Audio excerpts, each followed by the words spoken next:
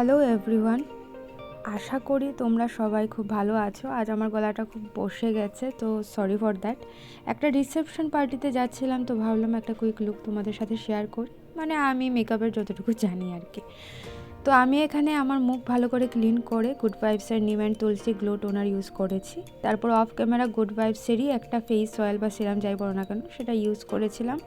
দেন 5 minute পর শুকিয়ে গেলে পন্ডসের জেল ময়শ্চারাইজার দিয়ে দিলাম। তারপর ডার্ক সার্কেল ও যাই স্পট আছে এলেগার্লের অরেঞ্জ কারেক্টার দিয়ে কভার করে কভার পোটের একটা ডার্ক শেডের কনসিলার দিয়ে অ্যাপ্লাই করলাম।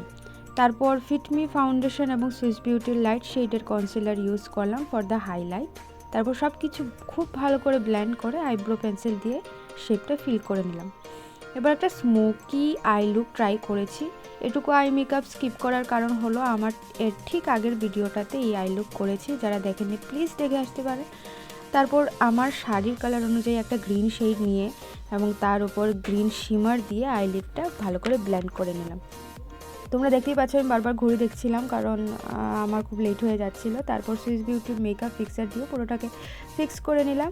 আমি কন্ট্রোল করি না, ব্লাশ হিসাবে আইশ্যাডো প্যালেটেরই কোনো একটা শেড ইউজ করি, হাইলাইটারের ক্ষেত্রেও সেম। এবার দেখতেই পাচ্ছ শাড়িটা পরে নিয়েছি। মাস্কারা হিসাবে মেবেলিনের একটা hyper curl waterproof mascara use করেছি। তারপর ব্রাউন ও নিউড কালার মিক্স করে একটা লিপস্টিক শেড বানালাম। এবং সবচেয়ে বড় সমস্যা ছিল কানের নিয়ে। যাই হোক, আমি এই ঝুমকাটা ইউজ করলাম, তোমরা প্লিজ জানিও কোনটা বেশি স্যুট করছিল। So here is the my final look. আজকের জন্য এটুকুই। Thanks for watching.